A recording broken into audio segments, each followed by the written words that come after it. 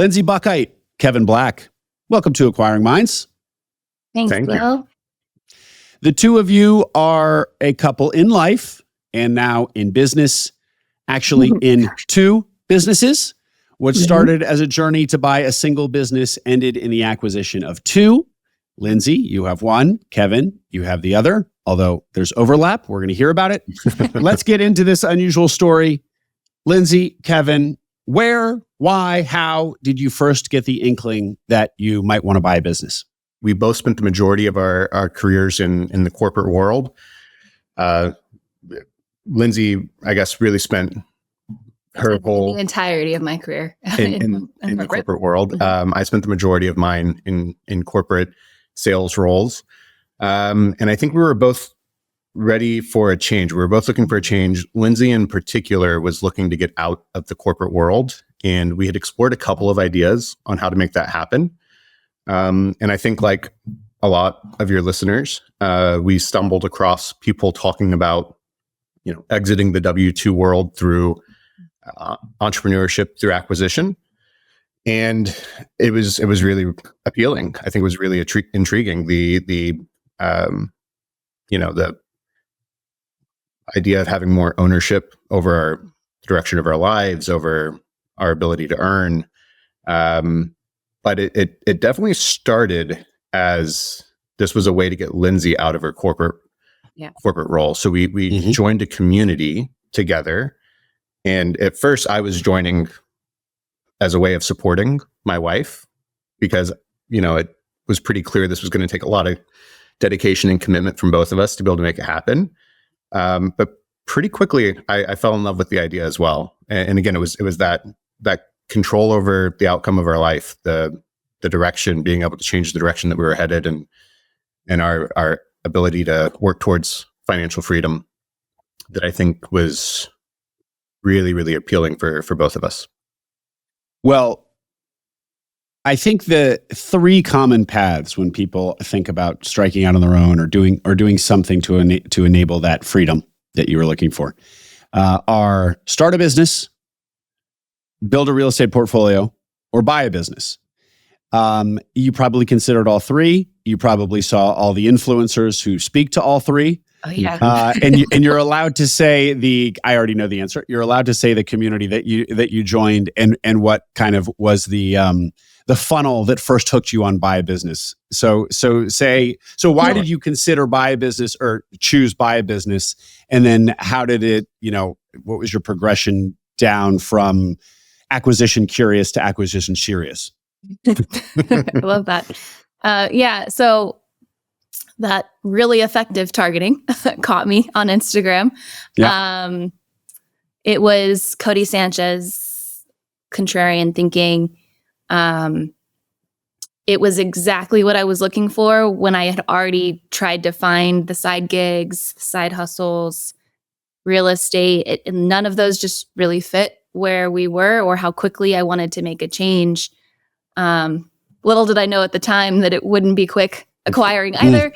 But so we joined the community in May of 2023.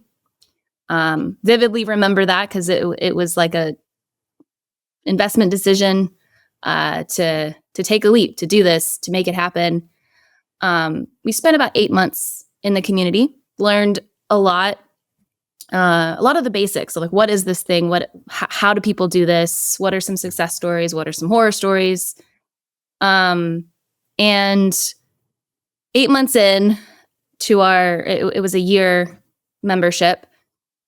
We were not any closer to actually buying a business. We were both still working full time and just did not have the time to do the amount of calls that you need to do to chase the brokers that you need to do. And this is obviously our experience, but it was too difficult for us to stay on top of it. Let me pause you right there, Lindsay, and ask a follow-up. First of all, when did you become we? So in other words, Kevin, when were you converted into this cult? So it was of buying businesses. We crazies. That's fair. Yeah. I mean, I joined the community with Lindsay up front. It was always going to be a we're going to do this together. We're looking for a business for Lindsay to own. This is our way of getting Lindsay out of the corporate world. It was pretty quick. I mean, like within a month or so that I think it started feeling really attractive for me in some way, but it wasn't really clear at that time what that actually was going to look like. So it was a bit of a progression. We started with it being more of, if we found the right business that could use my skill set, so background in sales, and if the business was able to support both of us, then I would leave. If not, then I would support, as a side gig, and Lindsay would be, owning and operating the business, whatever it was that we found. Yeah. It wasn't until a little later in the journey that the two businesses kind of came to fruition. Okay. And we're of course going to get there. And then Lindsay, so your 8 months of kind of, you were learning, you were probably making some progress, but at the end felt like you were maybe no closer to buying a business. Was that simply because of you were, what we'd call part-time searchers? I mean, you both still had your full-time gigs and just couldn't devote the time to searching, or was it something else? That was a big part of it. It was time and effort. But it was also that because of how long it took to actually get something on the hook, I tried to make everything work instead of focusing on deals that actually worked for what I was looking for. It became really easy to try to fit square pegs into round holes because you're almost like desperate to find something that could get to the next stage. And so then you end up spending time on deals that you never should have been looking at. And I don't think I had the discipline that I needed to really only look at things that fit the deal box. And we had a deal box, but we knew generally the type of cash flow we were looking for, or the range that we were looking for, the location, like all the standard things that they say your deal box should entail. But when it really gets into that first couple of conversations, I kept finding myself trying to see myself in the business rather than like, does the business work for me? I'm a problem solver. I was always going to try to find a way to make it work. And that was just, I needed guidance, honestly. I needed help. I was spending too much time on things that weren't going to go anywhere. Perfect segue. So what did you do? Yeah. So in December, I started to freak out because, it's 8 months in, 4 months left. The community is an annual membership. Yes, it is. And by the way, before you continue, did you sense that other people encountered similar wheel spinning, or yeah. I think that yes, I think that there are people that are going to have a pretty similar experience in that community as well as others. I think there's also people that were in that community that had a very different experience. I think a lot of it comes down to like your background, the specific challenges that we were facing in our search. And for us, it was the time, the lead flow, and being able to have somebody with a little bit of the guidance to help us refine the deal box down and really focus in on the deals that were going to be a good fit for us. Yeah. The unbiased lens, I think, is what I needed. I think that was the piece that was slowing me down, and I needed someone to tell me, like, don't look at that. That doesn't fit, and here's why. Instead of, well, this is the first deal I found in like 3 weeks that is a maybe. I guess I should really put everything I have into it, right? Yeah. So it's natural. It seems natural. Yeah, a lot of different experiences. Okay, great. And so then, how did you seek to solve this problem, this frustration? Yeah. So we did regular meetups. So there was like a once a month meetup in Austin with other community searchers. And we had met Athena Simpson, who runs Aquamatch, and she had started talking to us at the meetups, like slowly, of like, hey, I'm I'm in the business of trying to connect searchers with their dream businesses. And first I was like, I've got it. It's fine. If we just keep going, we'll get there. And by December, it was very clear we weren't going to get there with what we were doing. It wasn't enough. So we started working with her and her team in January of 2024. Pretty immediately saw traction, actually. The first thing that we did was kind of calibrate what really is our deal box and stress test that a little bit. And I think by April, we had, what was that, our first write-up? We had our first write-up. We were looking at a write-up from her team, which is effectively like a nice packaged analysis on the deal, like why it fits our deal box, what the cash flow is, things like that. All the of a particular business they've sourced. That's correct. They send it to you, and it's a write-up on not just the business, but also like why it fits you and what you're looking for. Yeah. So they did a lot of the upfront legwork, including like having a conversation with the broker, kind of opening that door for us. And we had our first write-up from them in February. Oh, that's true. We looked at a few businesses between February and April, maybe 5 or 6. And then in April, we were introduced to the agency that we ultimately ended up acquiring. So started working with her in January.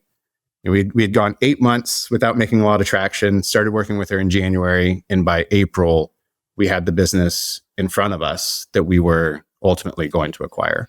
And so what do you think? So we're hearing kind of two things that you think that working with this team, Athena's team, did differently or did supplementally to what you were doing.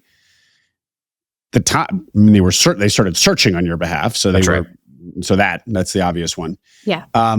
But also this thing, Lindsay, you were saying before, this thing about your deal box, you having a deal box, but it actually not being very accurate, some refinement. So what was that evolution all about? Yeah, I think, and for the benefit of, searchers who themselves were where you were frustrated thinking they have a deal box, but maybe kind of it's a poorly defined one. Yeah, I think the standard categories of the deal box that we had learned were still good ones. Geography, SDE,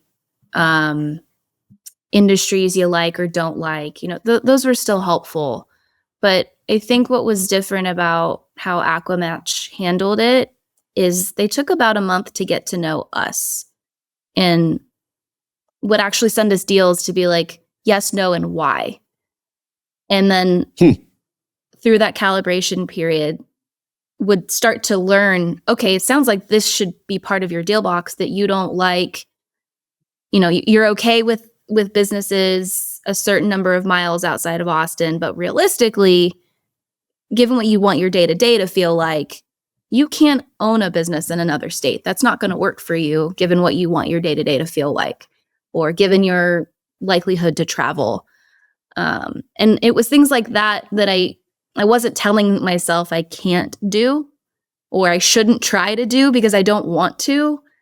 When I was by myself, it was like, well, I could do that. I could make it work. I can fly there once a month. It's totally fine. But in reality, when someone else was presenting it to me, it was really easy for me to say, like, I don't want to do that. Instead of me having both sides of that conversation. And that's maybe unique to me. I don't think everybody needs that, but I've realized how much like an accountability partner helps me. And that's exactly what Aquamatch was for me, is that mirror of, hey, you really going to do this? If so, like, let's move ahead. Let's keep having those conversations. But if this is never going to be of interest to you, stop looking at anything that checks that box, whatever it may be. I think the search it's an emotional process. Like you're pouring your like metaphorical blood, sweat, and tears into trying to make a major life change. And when we were struggling to get enough lead flow to really, like, I guess, test where our deal box actually was, you start to get a little bit of a scarcity mindset, and you try to go after everything that could even possibly be a good fit without really thinking about, some of those, like, what's it going to feel like in your day to day. And so to Lindsay's point, I think for me, one of the things that was really helpful was having somebody who was invested in being the mirror, holding up that mirror to the deal box to help us get more specific about it, understand where it needed to shift, and then was able to go find deals to test that deal box and to make some changes as needed. And knowing that the deal flow would stay open even if I decided to look at one. Because if I decided to look at one, then, I was researching, I was making phone calls, my deal flow process stopped when I was by myself. On your own, when you were doing it on your own. Yeah. So once you had a deal you liked, there are only so many hours in the day, and your hours devoted to your search would go into researching the live deal that you have. Yeah. And then your pipeline would dwindle out because you couldn't be refilling it. Exactly. And we didn't have that with Aquamatch. So it solved the problem that we were having. So this is one of the counterintuitive things. So this is a common thing that you'll hear buy-side brokers. I know that Athena and her team, that's not, they're not brokers and they're not buy-side advisors, but kind of under that umbrella of folks who help buyers. One thing that you'll hear them often say is that buyers are too broad in their criteria, and it will waste time. And part of their role is helping buyers like you narrow down the criteria, which is exactly what it sounds like Aquamatch did for you all. But the counterintuitive bit is that if you're struggling already with deal flow, how is it that narrowing down the criteria is going to actually yield more deal flow? The whole reason you're kind of getting loose about your deal box is because the current deal flow ain't cutting it. So square that for me. Yeah, I mean, I have a first reaction, and it is that even to this day, we were not looking for a particular industry. I'm still very open to a lot of different industries. It's not that the criteria of the standard deal box categories needed to get smaller. Like, it's not like I needed to pick 3 industries and go. It was that within the industries that I was interested in, those first few conversations with the broker and the seller needed to be more targeted to who I was going to be as an owner. And what is the current culture that I'm walking into, for example? What's the hierarchy like? How many employees are there? How long have they been in the business? Do they know you're selling? Like that's all kind of a landscape of a job you're about to walk onto. It's sort of like trying to interview for a company and not asking any questions about what the culture is like. You would never do that.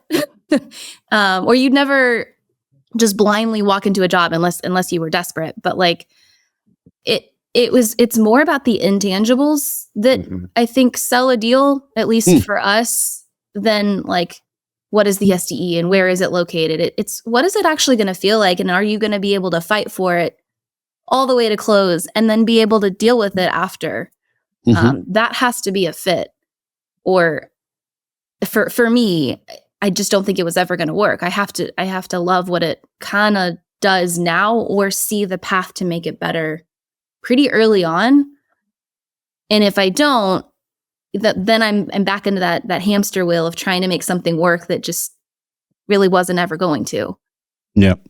If you're too broad with your deal box, there's just too much noise in the businesses that you're looking for, and so you can never make a decision. You'll get decision overload. I mean, you have nothing to measure it against when you're looking at a business, and so it's a little counterintuitive. Narrow the deal box and have better results when you're already struggling to find deals. But you're looking for a needle in a haystack anyway.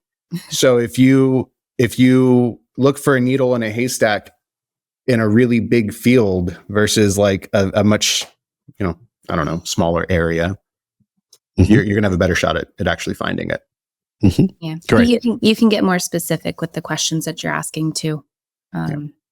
Because then my research can be focused on the industries I think I know my deal team is looking for, and start getting acclimated with what types of things should I be asking if I'm looking at a design and build company, or I'm looking at an advertising agency, or instead of trying to be knowledgeable about all of these different industries that are coming my way, you can kind of focus in and get clear about the things you need to be asking early on. It helps. Great, guys. Okay, so you start working with their team in January. By April, you said you're looking at the deal that you end up buying. So pick us back up on the story. Sure. Yeah, so we were introduced to the broker in April. We had a pretty immediate good relationship with the broker and with the sellers when we were able to have a face-to-face sit down with them. We had a signed LOI in June. I think we actually took a little bit of time to negotiate out the specifics of the deal before we got a signed LOI, but everybody was on board for that approach. And then we went into the process of trying to secure funding, which took a little bit. I think we went through 6 or 7 banks to find a lender for this deal, which was a little unnerving. Before we get into that, can we hear about the business itself? Sure. Yeah. So it's an ad agency out of San Antonio. It was SDE was about 575,000. Purchase price was 1.6. And we had a pretty sizable seller note in there to help with some of the downside risk. We did about 1.2 million in revenue in 2023. And why did this, in that write-up, what was the pitch of this business for you, Lindsay, even though it's you, Kevin, who is actually the operator today? Sure. Yeah. Well, so the biggest thing was the cash flow of how healthy it was. Because our original threshold was like 350. So that in and of itself was like, this is totally worth talking to them for. I liked that it had a few employees that were going to be staying with the business, because I wanted an existing team that I could walk on with. How many employees was it? So there's 2 employees, and then they have 2 contractors that work kind of part-time, but have for years. It was close, at least at the time, it was close in nature to the kind of consultative client approach that I had done for years in my career. There was no creative involved in the agency either, so we didn't have to have a design team or handle any of that process. It was purely media buying. So it's making purchases and placing ads for a variety of different clients. It wasn't immediately obvious to me how it might fit. I think there was some ideas around the fact that it could be fully remote if we wanted it to be, that had appealed to us in some prior deals of like the option to go fully remote is really attractive to us. And then, I think the other piece of it was that with such healthy cash flow, it would be able to support both of us. So my background was a little bit better aligned to an ad agency, a marketing world. Anyway, I'd been selling a PR marketing software, so I'd been working with a lot of the similar types of clients, and it was related enough that it was approachable, and we were really confident that I would be able to step in and learn it. So, even when we started pursuing the agency, it was the intention was for this to be the business that Lindsay was going to own, but I was going to step in as kind of a key player to help run the agency.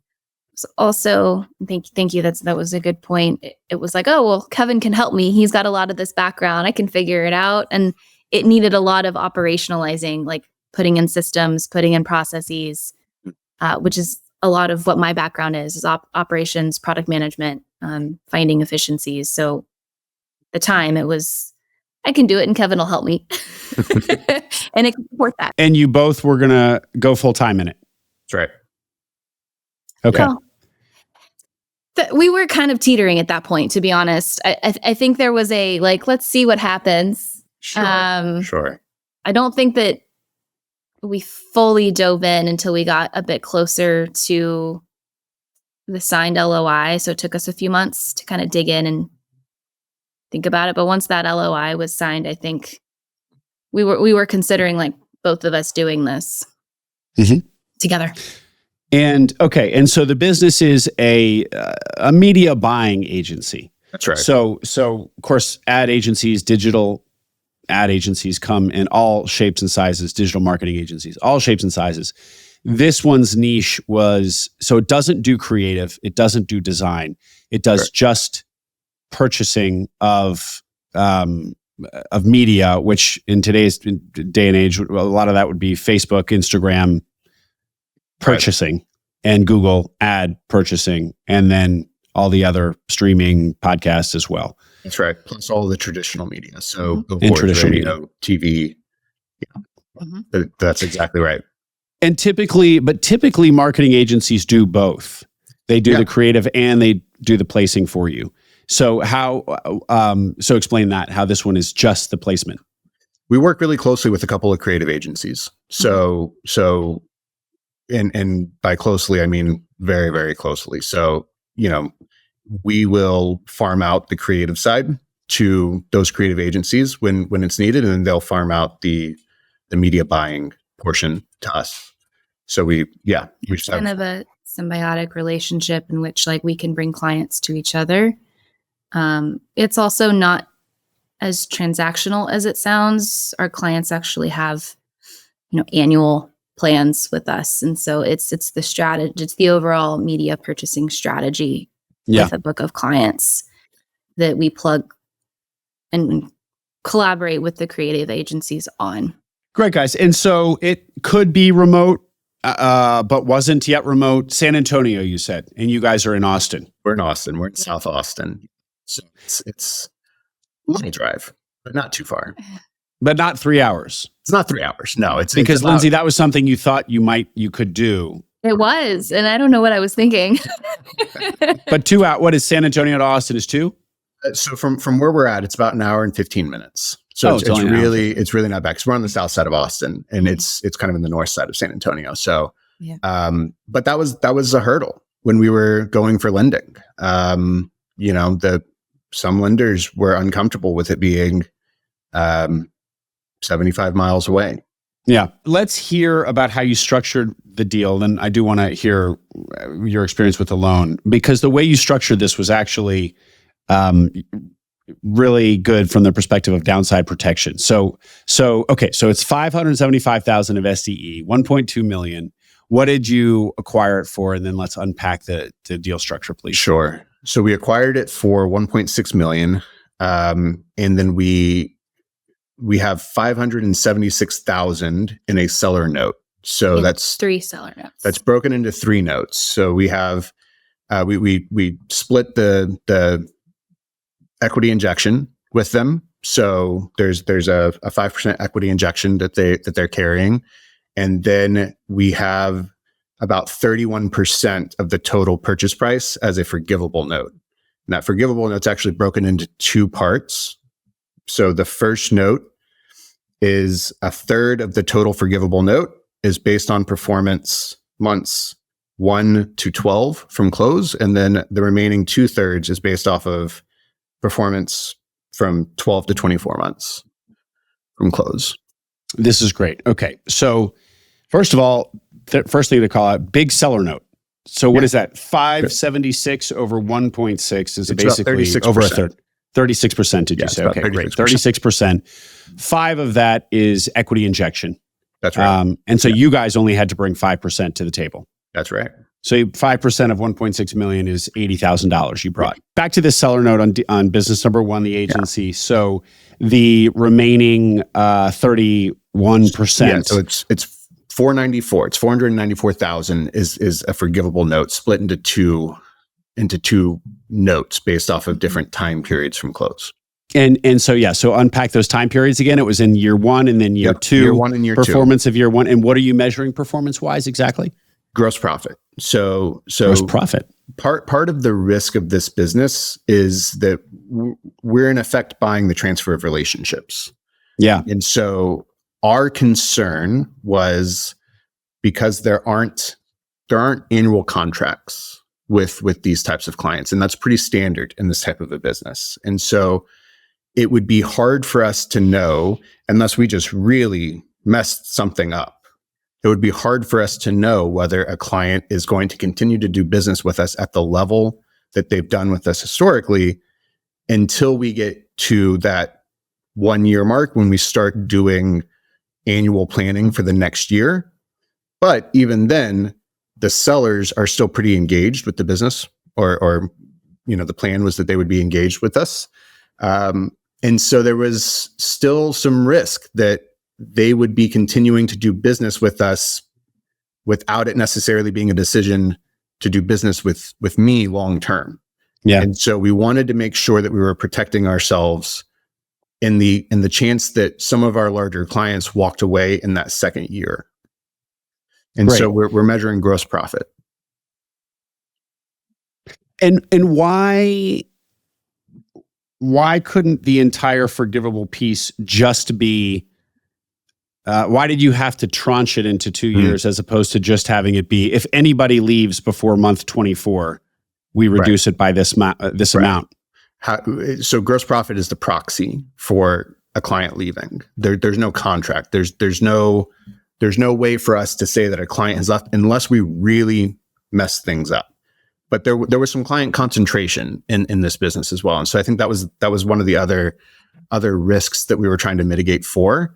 Because if that one client left, we would still not be okay in year 2.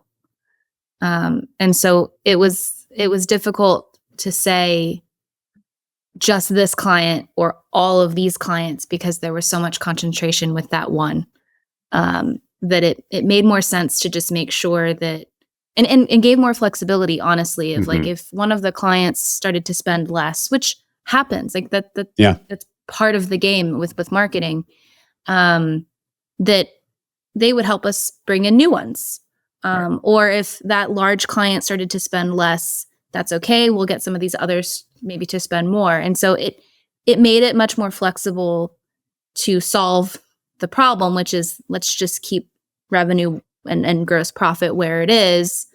Tying it to one felt actually more risky because of that concentration. That was kind of how we thought about it. We also had no idea how long they might end up needing to work with us in the business. We had it in our contract for up to 12 months. Mm-hmm. So if they were working with us up through that 12-month mark, then those renewals were still based on their presence in the company to some effect. And so we wanted to make sure that it really survived through that transition as well. Yeah, it's such a great insight that you need to protect yourself while they're still in the business. You need to protect yourself, but for a period of time while they're still in the business, the transition's happening. The risk is half of what it'll be, and then in the final out year where they're completely gone. So you need to account for kind of a bit of a process there of them getting the clients hearing that the business is sold, but seller's still around, to seller being completely vacated from the business. That's right. And how did you guys arrive at the number, the 31% number, as opposed to 41% sort of thing? Yeah, I mean, I think we were using the SMB law modeling. The model that they have, Acquamatch tweaked it a little bit to put in the equity injection as a separate note. So we could play with, if they do 5% or they do 7.5% and then this much forgivable. And we just did all the downside modeling for a long time on that. And so it kind of spit out a number.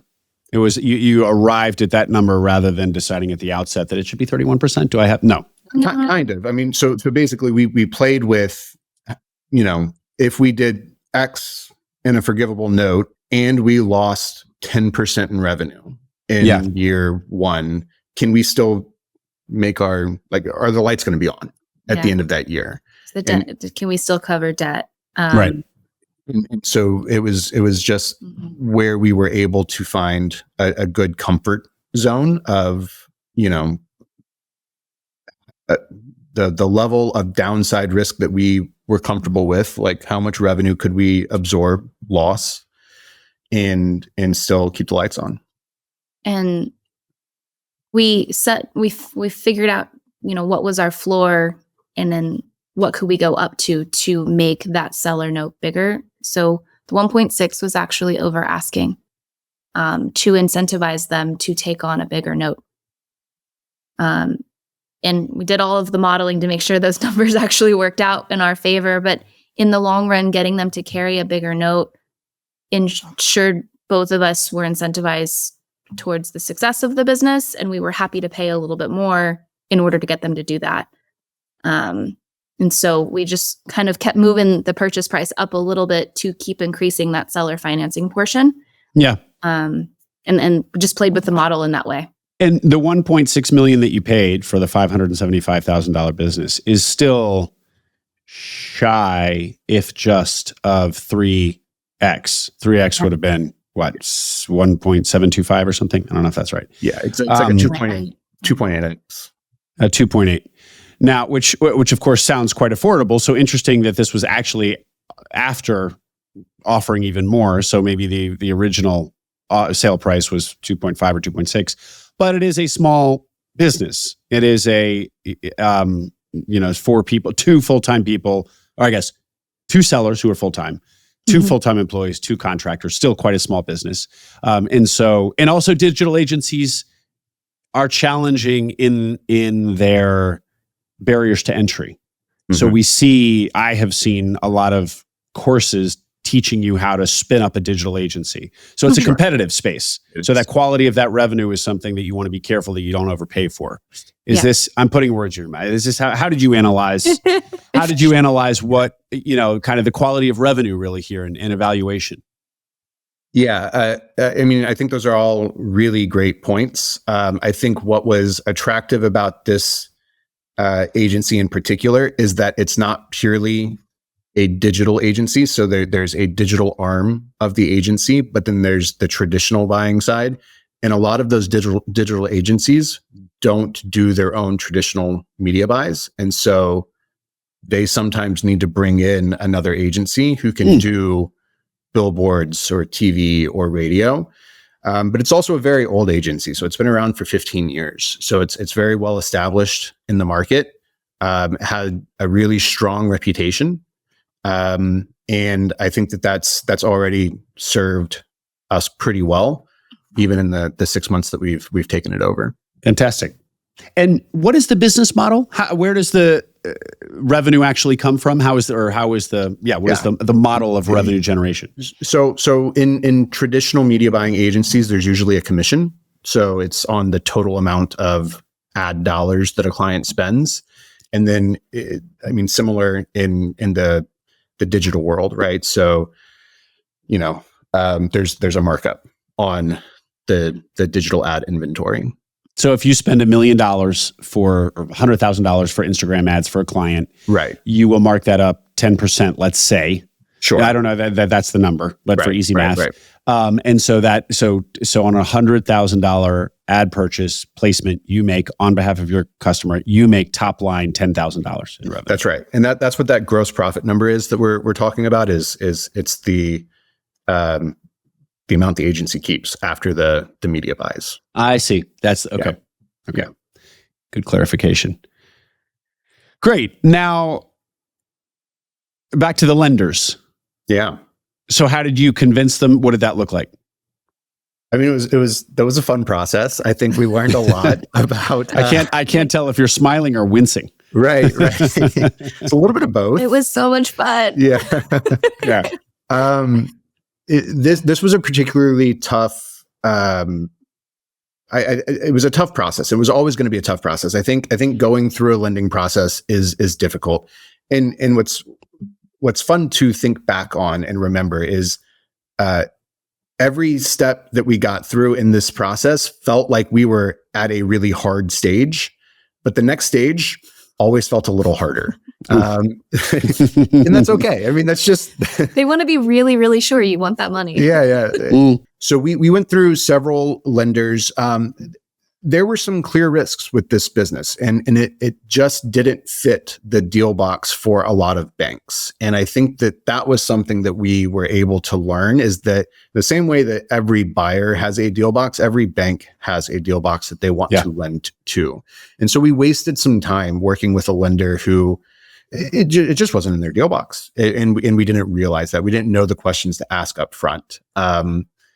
But ultimately, every business has risk. All deals have risk. And I think part of the game is finding a business that aligns with your risk appetite and your skill set. Because you're going to have to fiercely defend it. Right. And so if you're not comfortable with it and you can't sell it, you will never get through the process. So as long as you know what the risk factors are and you can talk about them, that's half the battle. That's right.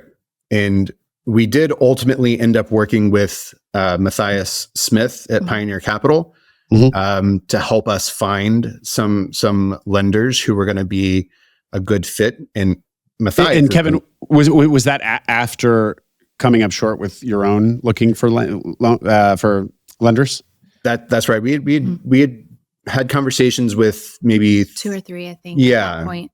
And had stalled out. We felt like we'd lost some time after having a signed LOI, and we were introduced to Matthias, and he's another incredible resource. I mean, he is so efficient and so good at what he does, and was just a huge resource to have in our corner through the lending process. It would have been very difficult to get it over the line without some of his guidance.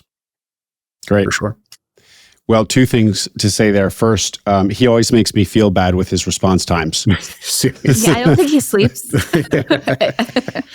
So, meanwhile, I can barely keep atop of my, LinkedIn DMs, let alone like respond instantaneously to a text.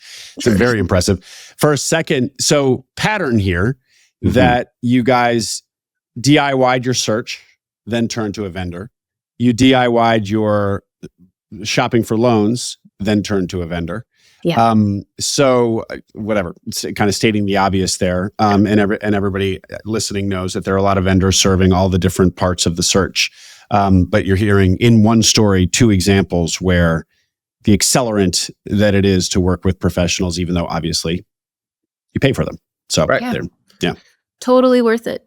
Yeah. In my opinion. It is. I mean, I think, we were running into a problem, and those professionals were solutions to them. And so it was a major help through the process, for sure. When you said the banks were pushing back because there are risks to this business, and some of the banks you just couldn't get comfortable with, were there any risks that they identified that we haven't?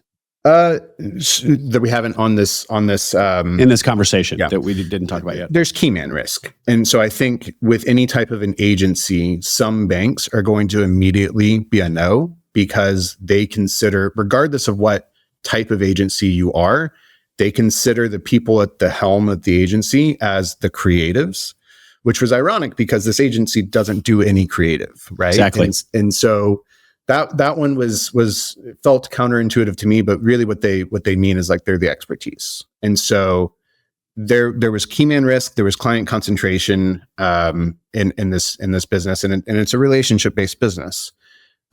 For us and for me personally, those were things that I could get comfortable with because of my background in sales and account management.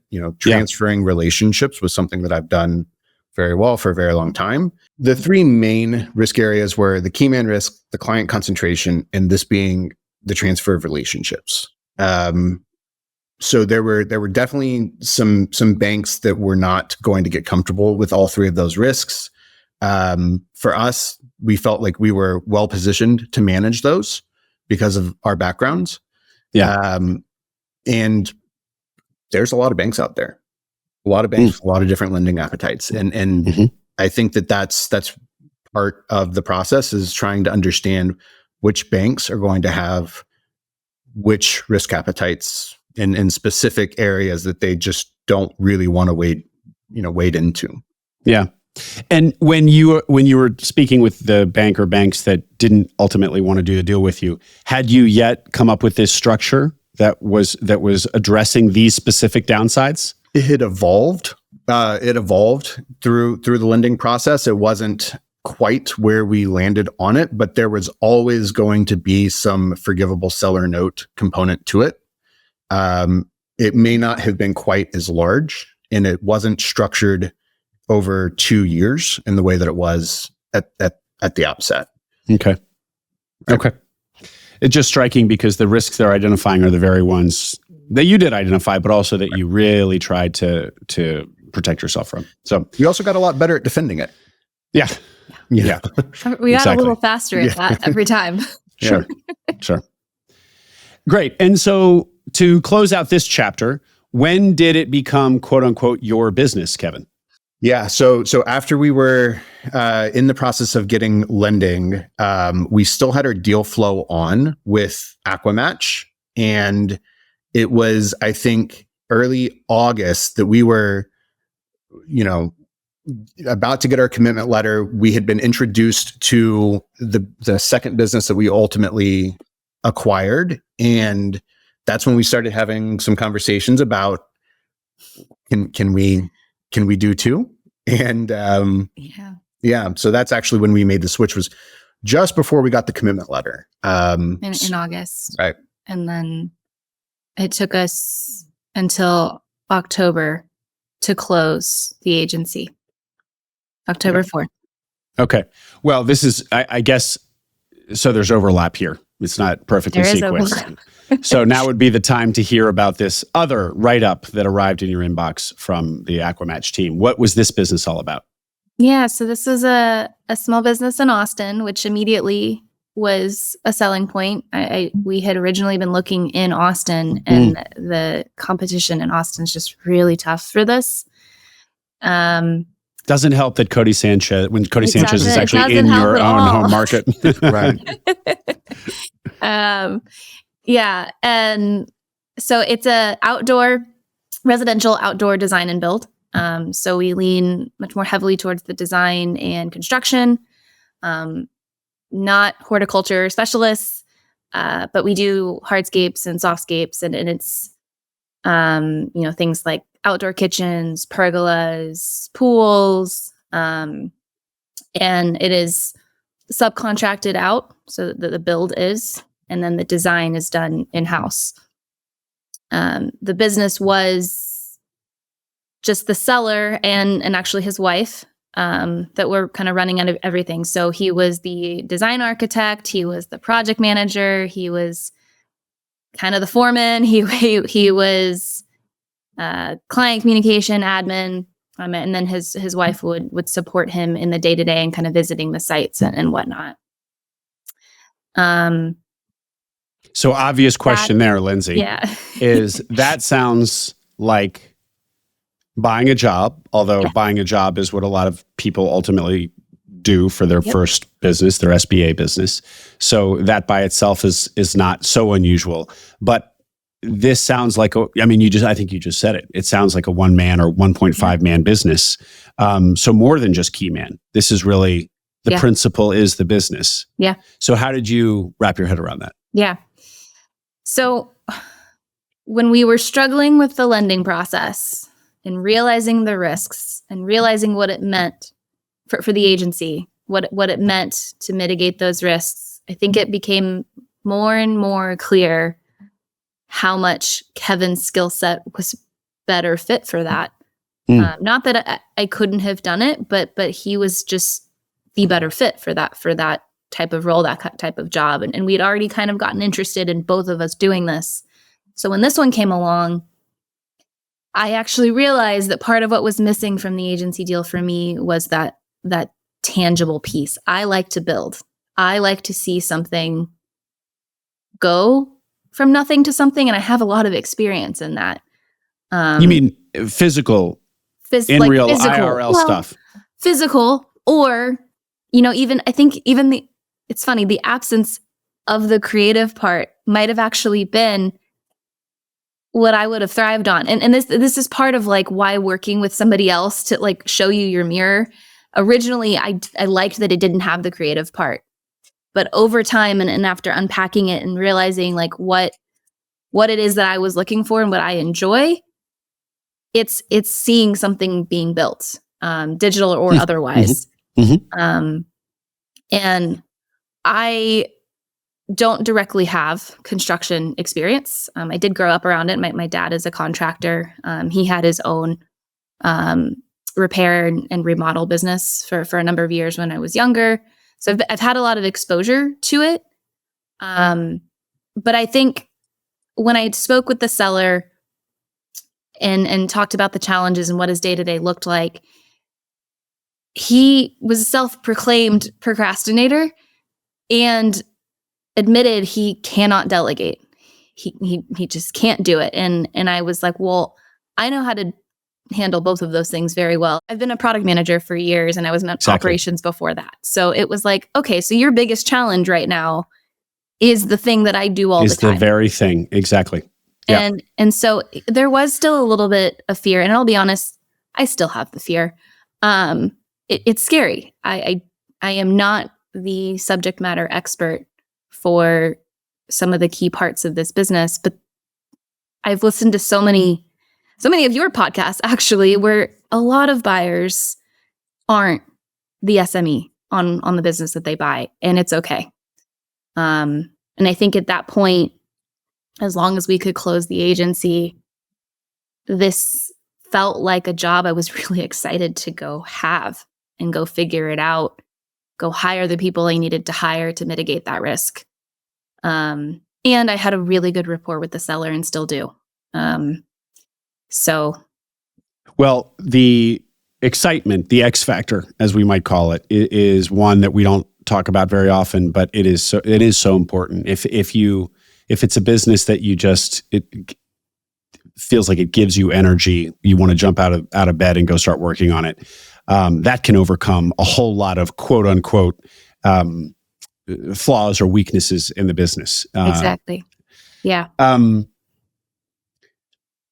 But just before I leave this point, Lindsay, this also is the very thing, a more extreme version of the very thing that you were hearing from the banks about the agency. Yep. They see these digital marketing agencies, they see the principals as the subject matter experts.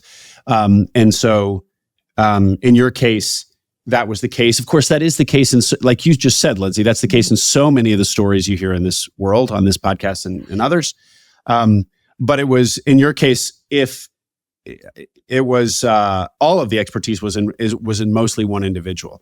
Now, and so the answer is, obviously the game plan is to find people that can replace him. Yeah. Yeah. He's you tell me what the game plan was. Yeah. And so that is part of the agreement, is he would stay on through, I believe it was 6 months, and in both the design capacity, but also kind of showing me how it works, introducing me to all of the key parts of the business, the contractors that we work with, showing me all the hats that I would need to wear.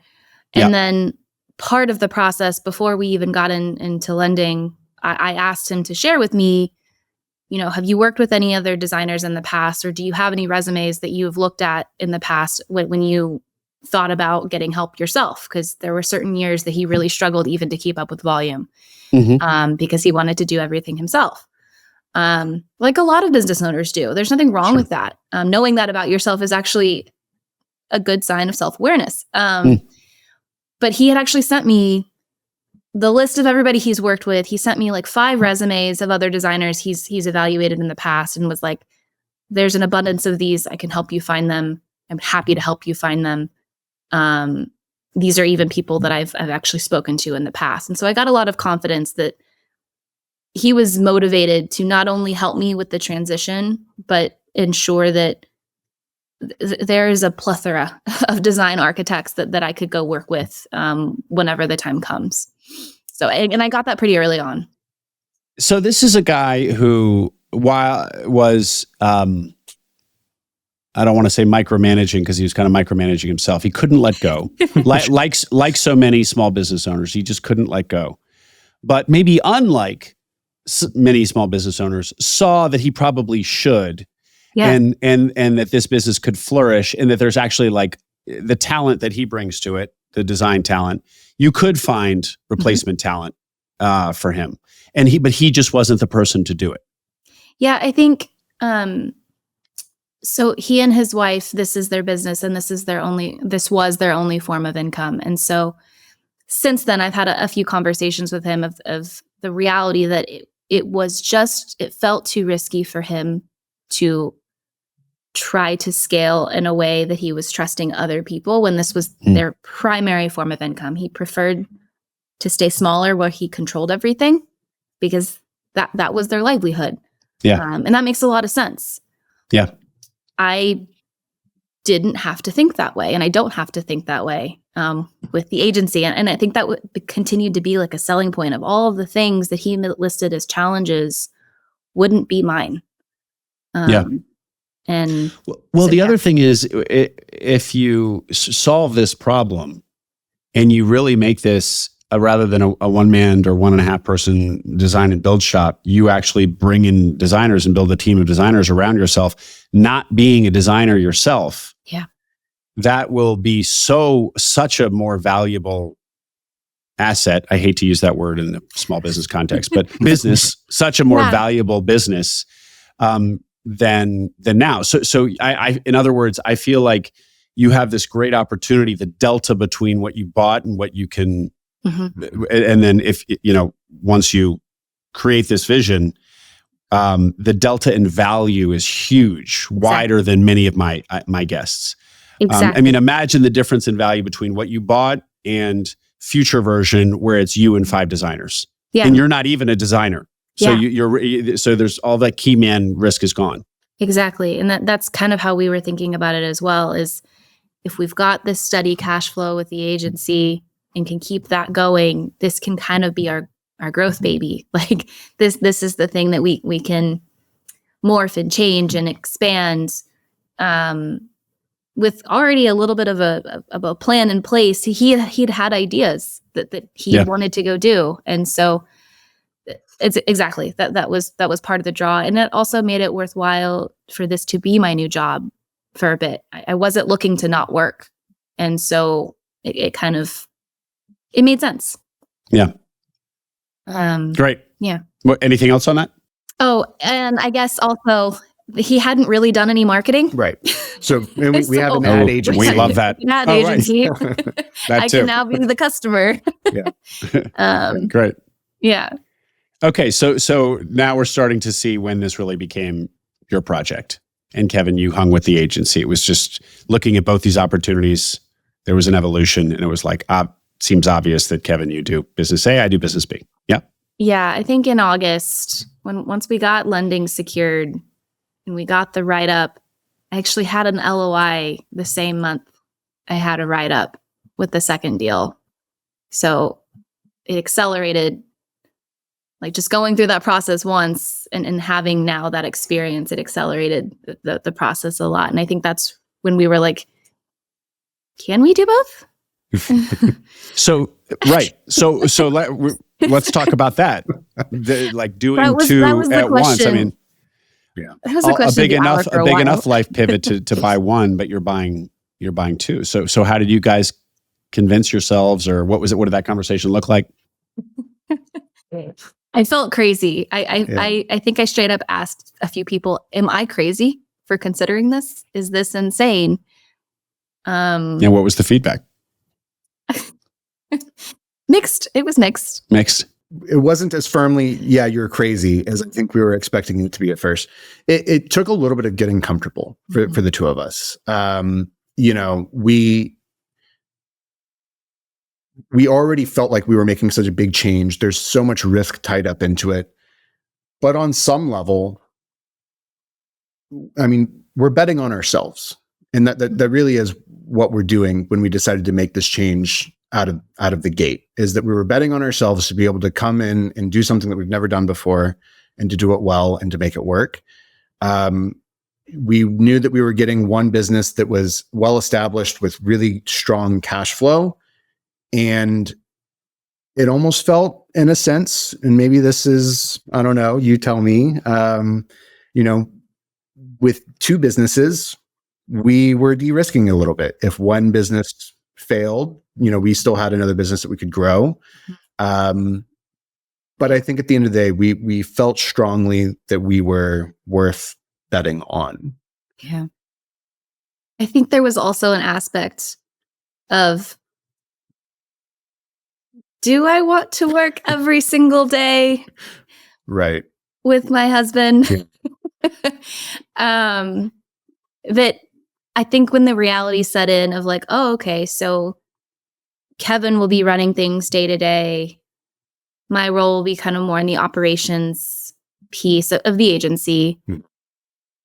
And it still is. But I want to build. So it kind of solved the reality that like we are both always going to want our own lanes, and the idea that we could share one indefinitely didn't sit well. And so we had this opportunity, decided as long as the bank doesn't think it's crazy, they're the ones that are most incentivized to tell us, no, you're crazy. Absolutely not. And if it was lendable and we believed we could do it, why not? This feeling that you wanted to have you both wanted to have individual lanes. Which is, by the way, great way to put that. Had you already been having that doubt, or did you only kind of have it once you looked at the potential of having two lanes because this other business came across? I think that we knew that, we can do anything for a period of time. Mm-hmm. And so I think we knew that at some point, if we were just doing a single business, there would need to be an evolution in some way, whether it's, by growing the agency or by eventually doing a second acquisition. We'd always talked about, in a perfect world, this wasn't a one and done acquisition, especially when acquisition number one ended up being an advertising agency. It just felt there was such a natural play towards like having other businesses that might need advertising support. Yeah. So yeah, I think it wasn't a completely foreign notion, but yeah. Yeah. I think there was a doubt there, and we had talked about it a lot of like, is this a good idea for us to do? But I think once that second business came in, we dug into it, realized, maybe lending is possible. It solidified it for us that this was the better fit anyway. Yeah. Well, going to the risk or de-risk and how, whether or not the banks would push back, a lot of it comes down to what you paid for the second business or what that structure looks like. So if you will. Yeah. So we actually did take a similar approach. So the and there's a little bit of a story here, but I'm going to try to give you the short version. The revenue in 23 was only about $750,000, but in prior years it was over $1 million. And so that was one of the things that I had dug into with him of like, well, what changed? What happened here? Because no bank is going to look at this and say, yeah, let's go. The volume of projects was as high as it had ever been 2 years prior. That's when his revenue was the highest. But then he cut his projects in half, but his margin got healthier. And so being able to show that to the bank and with the story that what he did was adjust his pricing. He was pricing too low. He was taking on too much work that was too low, working himself to the bone. instead of taking higher dollar value projects at higher margins, and that's still what the business does today. And there was a lot of evidence to point to that, of like this shift is now making this a healthier business. And we'd had the numbers at that point for the current year through August. So it was reflecting the same trajectory. Took the same approach with the purchase. We actually increased the purchase price to get the seller to take on a note, a performance-based note. So the purchase price was 1.225. Seller financed about 18%, which was the 225. So I increased it by exactly the amount that I wanted seller financed. The SDE was 340. So still in that range of what we were looking for originally. The multiple is a little bit higher, especially for a relatively one-man show. But like we were saying earlier, it had all the things that I was looking for. I was excited about it. And it actually was well timed from a family standpoint, that I was going to be able to leverage my dad's expertise, because he's actually going to be moving to the area this summer. Oh. And so it's kind of a way to be like, hey, those years of experience you had, to really use some of that. Well, it sounds like like his business had been extremely related. He was a general contractor. Yeah. But basically working with subs on residential projects, right? Which is what. Yeah. Yeah. He does. He works for a company now. He doesn't do the remodeling anymore. But they do home maintenance, home repairs. They even had a renovation arm for a little while that he was heading up. So he has a lot of background in that. Which actually the banks liked to hear as well, that I had people in my corner that I could use for support. And one of the things that we often hear too, Lindsay, about banks and revenue that is construction or residential construction or tied to residential construction, it's project-based, cyclical, quality revenue, which can also be challenging. But it doesn't sound like, I mean, if anything, you paid a little bit of a premium here. Doesn't sound like, did you get any of that from the banks? Not really. I mean, because they looked at the P&Ls over the years. There's a little bit of downturn just because of Texas weather. It gets extremely hot in the summer. But there's pretty good performance throughout. I mean, it's outdoor, and there's a healthy appetite of outdoor in Austin. Everywhere. So, not so much. I think it was more the key man risk that was a factor, but it was also so small. And because we were transparent with the banks about the agency, we didn't want to run into a hurdle there, knowing that hadn't closed yet. So we were very upfront about the fact that was still in flight.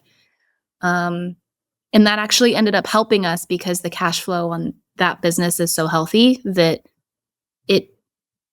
they were kind of looking at it as, okay, you've got something to fall back on if this doesn't work out, rather than that by itself. Great. And just going back in the weeds a little bit on the point of how he raised his prices. And revenue came down, but was revenue was swinging back up? Yeah. Making its way back up? Exactly. But at better margins. It was at, I think, that P&L that we got at like August of last year was right at the revenue number of the full year before. So it was on its way out. He had already made $750 for the first 8 months. Yeah. So he was looking at making, I guess, $1 million. Yeah. Yeah. Right. Great. Yeah. And then I was also still working part-time for my W-2. Actually, I'd switched to a contractor role in November. My last day was last week, actually. Oh, really? Okay. So, yeah. Congratulations. Thank you. Did you structure that part-time work in with the seller? I mean, how is that? What was the plan there to gradually go full-time in the new business? The business, and this was actually one of the selling points, it already wasn't really a full-time. He wasn't really working full-time at in the final year, because he was doing less volume but higher dollar value. It doesn't take all day. So we work mornings together, still do most mornings. And then I had the afternoons to keep with my old job just to have some of that security coming in. It also is a big leap. I'd worked there for 12 years. That was kind of the last piece of diving into this new life, I guess. So we structured it that way. So where my afternoons were either doing agency work or working with my old company. And Lindsay, what is it like to transition into a business where, you have this key man, the subject matter expert, who's downloading himself into you? Because I assume he's not teaching you he's not teaching you the technical I mean, work. he's teaching me, no, he's not teaching me how to be an architect. That's right. No, it is hard. It's hard. Mm-hmm. But a lot of what I did in my last role as a product manager was getting somebody to download their knowledge to me. Like that was a lot of what I did. So it's a lot, it's hard, but it wasn't foreign to anything I had done in the past. And you have to go into it understanding that this is a long-term thing. Like you're just downloading. At some point, the things will start to click into place, and you have to just trust that it will. And they're starting to. Just past the 90-day mark, and I'm starting to understand like the parts that I need to solve quickly, and the parts that maybe I can wait a little bit. But we have and I'm so fortunate. I have such a healthy relationship with him and his wife. Like they're great people. They're really easy to work with. And I can just tell that they genuinely care about the life of the business. He started it. It was their lifeblood from 2017. So he started the business in 2017. Yeah. Mm-hmm. Yeah. He built it from the ground up. So it's terrifying. I'm not going to lie about that. It is really scary. But I mean, if it and Lindsay, what will change now that you've gone full time? What are you going to fill the day with now?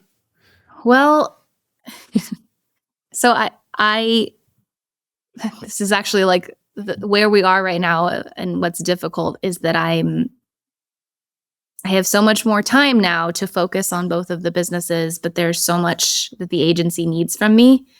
Right now, like we're actually hiring. That in and of itself, having a process for that didn't exist. So I try to now split my time between the two businesses every day. And there's like a cutoff midday where I like work on the design and build in the morning, and I work on the agency in the afternoon. And that more or less works right now. I'm sure there's a point where that's not going to work, but at the volume that the design and build is at right now, it's feasible. When it starts to scale, it won't be, but that's where we are now. It's doable. Great. Kevin, how are things going? Things are going well. Yeah. I mean, to her point, I think the benefit of us doing this together is, I mean, we've got somebody who is going through a very similar process with another company that we can really lean on to help each other through the challenges of taking on business ownership. And so we're able to try to manage our resources accordingly. So the agency right now is in a place where we are scaling, and it does need a little bit more of that operational excellence. And that's a big piece of what Lindsay can bring to the table. So, I feel really fortunate that she's able to give some of those resources towards the agency now, and then we'll be kind of shifting things right back over towards the design and build to help that scale. Mm-hmm. And so in the agency, how is, going back to our earlier conversation of protecting that revenue and the customer concentration, transition of relationships, how has all of that gone, and new business, to the extent that you've sold any new business? Yeah, no, I mean, we've brought on 3 new clients. We've been very successful in transferring those relationships over. I mean, by and large, I think it's going very, very well. Every day, every week has challenges. I think there's bound to be bumps in the road. Anytime that you're trying to take something over from someone who's poured their blood, sweat, and tears into it for years, but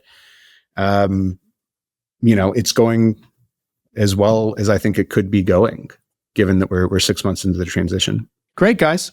Well, anything that we didn't get to in the story or themes? The only thing you had mentioned was interesting was the flat fee structure, but we didn't end up talking about of our deal team. Yeah. Like that we are proponents for deal teams that offer flat fee versus hourly. The vendors, right? You mean? Right. Yes. Great reminder. Yeah. Go ahead. So flat fee. So be more specific. What vendors are we talking about? What contrasted to how it's traditionally done? Yeah. So, I mean, every deal diligence really should include, in our opinion, a Q of E, and an excellent attorney. On the first deal, we worked with Barlow and Williams, as well on the second.